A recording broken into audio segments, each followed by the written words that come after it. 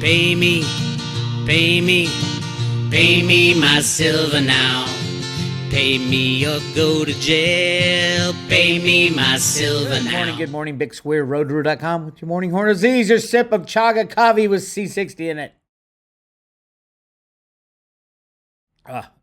The last bit of the coffee, you get little chaga nuggets. Ooh. It's going to make you feel better, though. It's going to protect you from all these things these guys are trying to do to us. In the air, in your food, it's everywhere. Savoir-faire is everywhere. Let's talk silver. Huge things going on right now. Silver Institute came out and said, we're headed for the biggest deficit in decades. And we are still trading at, 40% of its all-time high in 1980. Silver is going into the thousands of dollars like that. And the CME, the criminals over at the COMEX will shut down. That's the only reason silver isn't in the thousands of dollars. Everything else points to thousands of dollars silver. And it is going to happen. It's just a matter of when. And do you have silver in your own possession at that point in time? If you can honestly say, yeah, I'm ready, Bix. Bring it on. I'm sitting in my lawn chair. I'm watching this game play out. You're going to beat everybody else at this game. If you're like, well, I got this SLV and I got these ETFs and I got this mining stock and I got something over here in a third-party vault and all that. No, gone. Poof. It will all be gone. And very, very, very, very, very soon. I had a discussion yesterday with Jenny Moonstone. It'll blow you guys away. It's uploading now. It's going on the private road in the Jenny Moonstone section. And it's all about silver and the timing. And she's called this for 2 years. The timing of the other issue being dealt with children, and then the silver issue, the massive silver issue. So yeah, I'll go over this Silver Institute report in full, probably later this week, but just know every single metric on the planet for any investor with half a brain, silver is the number one best investment in history. 170 years of price suppression will not end quietly. And it's happening right now as we speak. Right now they're playing with the 100-day, 200-day moving averages. Technicals are ridiculous. They love to toy with the technical people. Hey, we hit these numbers and then they slam it down. It would not surprise me if they slam silver down below the 50-day moving average of 1950 again. They can, as long as the COMEX is open. Futures and options, I'm not even saying trading floor, because there's only a handful of traders that do anything on the COMEX. A handful. And I'll prove it right here. Well, first of all, the December deliveries scheduled for delivery right now is almost exactly equal to the registered category. Did I say silver, the COMEX was going to shut down by the end of December? It looks like it. So we had deliveries yesterday. Yesterday was the first day of deliveries of 1,815 contracts. That's almost 10 million ounces. But we still have open interest for the December contract of 4,648. You total those two together, unless something squirrely goes on, you're looking at over 30 million ounces, 32 million ounces of physical silver that will need to be delivered in December. And our buddy over at Mike Say 98 on Twitter, he keeps us updated. They're at 34 million ounces in registered category. Yes, of course, the 196 million ounces in the total can move over. But remember, 196 are owned by somebody else. I think the vast majority of that is actually owned by the U.S. Mint. I hate to say it. I'll get to that in a second. But yeah, in registered fell down again. It's down to 34 million ounces, and we've got 32 million ounces standing for delivery. You do the math. Obviously, this can change, but we'll see what happens.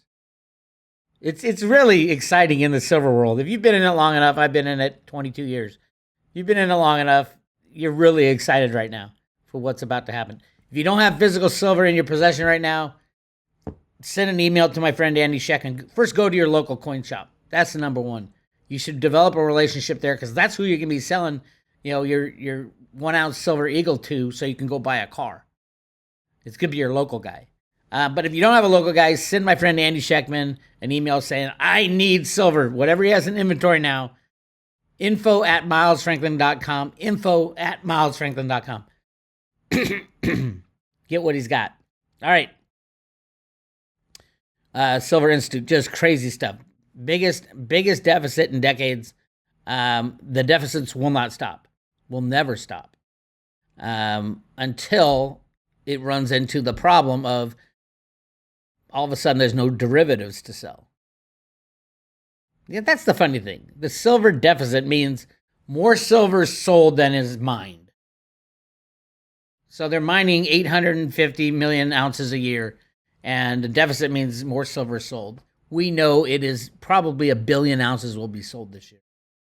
And there's 850. Where's all that silver coming from? Well, JP Morgan had 1.2 billion ounces just two years ago before they got shut down. Where did that all go? I think I know where it is. Obviously it went to Bank of America on a lease, but who ended up with it? Could it be Warren Buffett? Could it be Elon Musk? Or the U.S. Mint? Or a combination of all three working together? I think it might be a combination. And you might say, the U.S. Mint, what do you mean, Bix? They don't do anything. Good point. This is what pretty much has stopped the U.S. Mint. It looks like they've stopped making eagles because they haven't made eagles in December, and I don't know how long. So it's at 15.9 million ounces, the worst year ever. It's not COVID, obviously, because we had COVID in 2020. This is 2020. During COVID, they did 30 million ounces. 30 million. Double what Ventures Gibson just did. Almost double. And then what about, that was the heart of COVID. What about the year before? 28 million. In 2021, they did 28 million, but they took a month and a half off to change over to the new type of eagle, the Type 2 eagle. That's shocking. And even Ventures Gibson started in July of last year, and look, it just went down, down, down. What is it about Ventures Gibson and the new management of the U.S. Mint that they can't make silver eagles? Are they breaking the law? See, there's the thing. This battle goes back for me practically since when I started 20 years ago. I looked in the archives. Here's some letters I wrote. Here's one to Henry Paulson and Edward Moy, the old U.S. Mint director. I think Moy just wasn't smart enough to figure out what was going on. He did what he was told. When Paulson came to him, he said, you need to start rationing eagles. That's completely illegal, and a lot of us screamed and yelled, you can't ration eagles. The law says, and I quote, notwithstanding any other provision of law, the Secretary shall mint an issue in quantities sufficient to meet public demand, which they weren't. They've been rationing since Moy was in. So it's over 10 years of rationing and holding people back from buying silver eagles. And eagles they've always been one of the most expensive coins out there, other than like numismatic type coins. Why? Because it's the money of the United States of America, and it is the most popular coin, and it's a beautiful coin. And you are assured of the 999 purity. And oh, by the way, did I tell you, it doesn't fall under the fraud statutes legally. If you make a fake silver eagle, it falls under the counterfeiting statutes, which is gigantically more powerful than fraud. You could take a silver round and you can counterfeit it, or a 100-ounce bar, you can counterfeit it, and it's fraud. But if you do that to a silver eagle, that's counterfeiting and fraud. So you're screwed.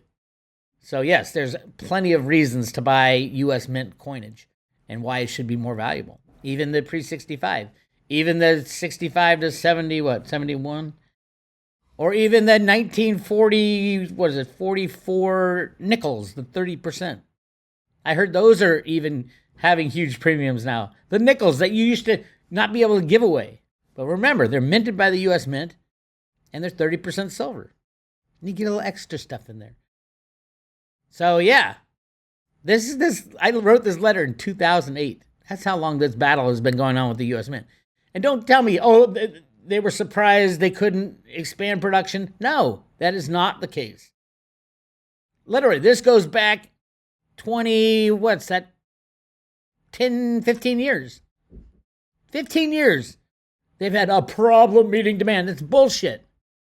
They're lying.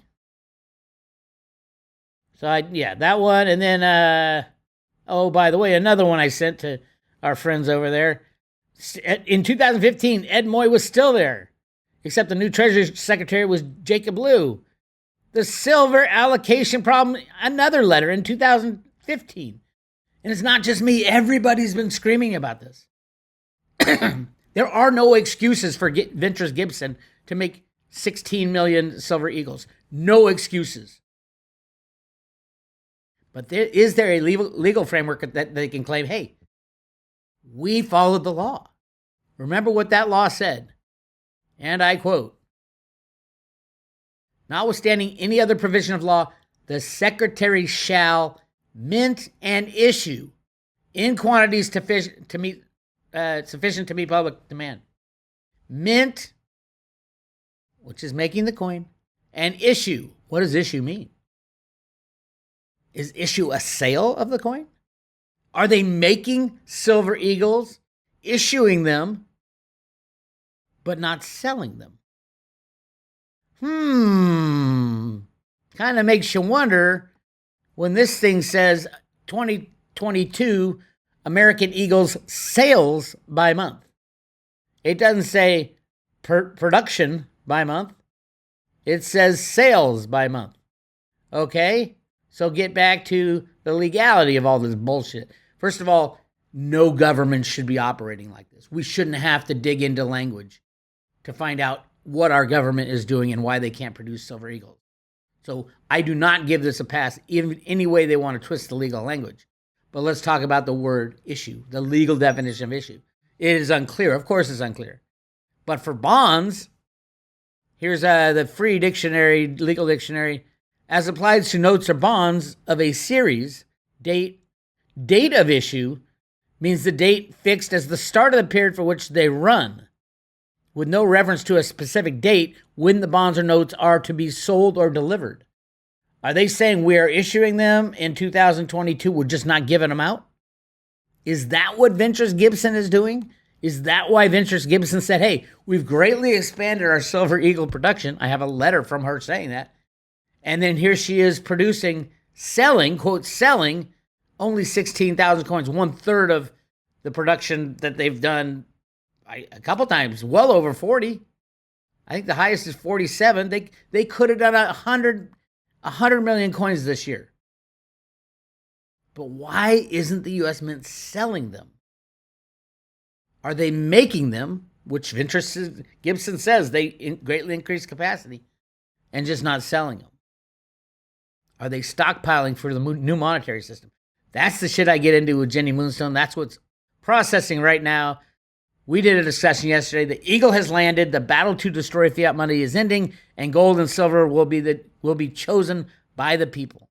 It's an hour-long discussion and amazing stuff about the spiritual side of what's going on, as well as the physical side and the monetary side. It all combines.